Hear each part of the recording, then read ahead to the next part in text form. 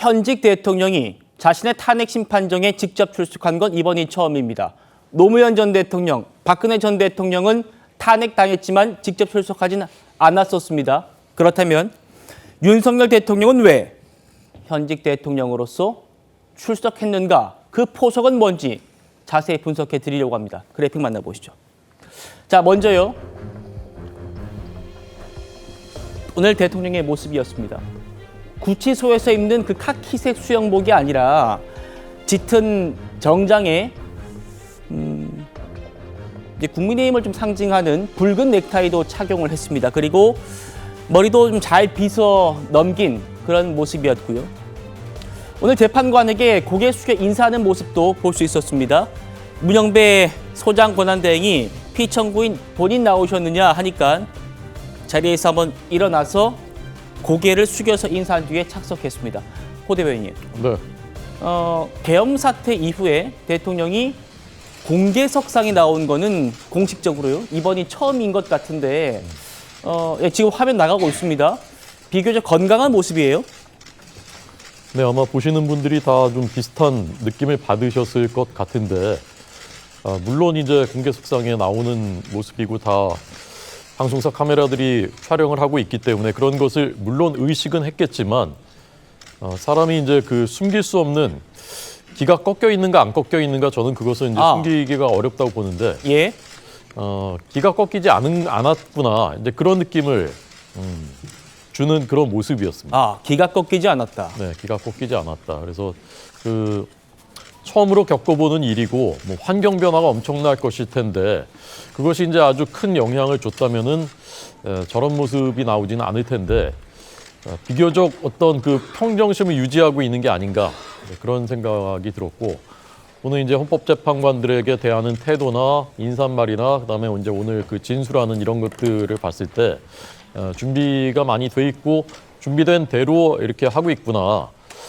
그런 상태이구나라는 생각이 이제 저는 이제 개인적인 느낌으로 들었고 또 한 가지 저는 개인적인 느낌으로는 꼭 구속을 해서 저렇게 수감을 시켜서 저렇게 법정으로 나오게 하는 호송에서 나오게 하는 그것이 정말 필요했을까 무엇 때문에 그렇게 했을까 하는 생각을 다시 한번 저는 했습니다. 예. 자, 지금 현직 대통령 신분이기 때문에 생중계로 재판이 공개되지는 않았습니다. 국민들께. 이 재판이 1시간 40분 만에 끝났고 상황이 종료됐기 때문에 이후에 이 영상을 저희가 저희 프로 중에 가장 먼저 전해드리는 거 아닌가 싶은데 자, 구재랑 변호사님. 대통령 모습 기가 꺾이지 않았다 이렇게 호 대변인께서 평가해 주셨어요.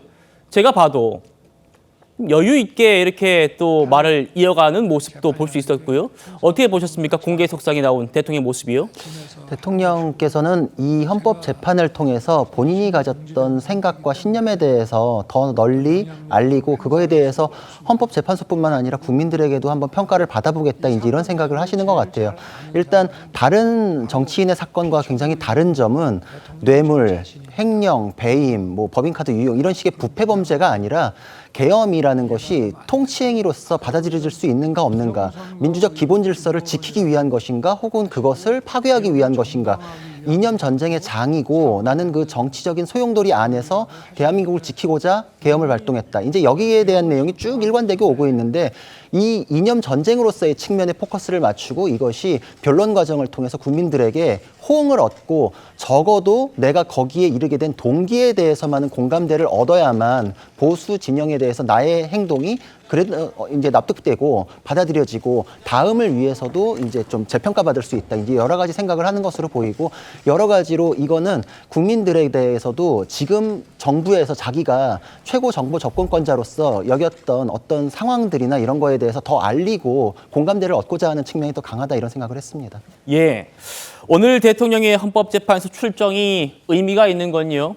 그동안은 대통령 측 변호인들, 뭐 석동현 변호사나 윤갑근 변호사나 배진환 변호사 이런 측 인사들이 대통령의 말을 전했다면 오늘은 대통령의 육성을 그대로 전 국민이 들을 수 있었기 때문입니다. 설주환 변호사님. 네. 재판관들 바라보면서 이렇게 말했습니다. 여러 헌법 소송으로 업무가 과중한데 재탄핵 사건으로 고생하시게 돼서 송구스럽습니다.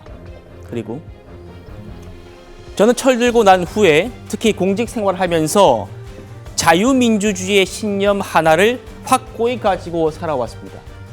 자, 여러 탄핵 심판으로 힘드신 상황, 그리고 저는 자유민주주의 신념, 한마디 한마디가 좀 의미 있어 보이거든요. 어떻게 들으셨어요? 먼저 헌법재판관들에게 아마 그 과중한 어떤 소송 업무를 떠맡기게 돼서 미안하다는 말은 뭐 저는 대통령으로서 피청구인으로서 그런 부분에 대해서 충분히 얘기를 할 수 있다라고 보고요. 어떤 이 법정은 상당히 예의를 차려야 하는, 예의를 갖춰야 하는 어떤 장소거든요. 그러한 부분에서 어떤 그 재판관들 그리고 이제 심판을 하는 헌법재판관들에 대한 어떤 예의 표명을 했다라고 저는 보입니다.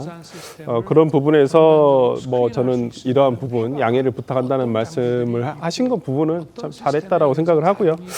다만 어떤 그 자유민주주의 신념을 가지고 확고히 살아왔다라는 부분은 저는 변론의 측면도 있다고 봅니다.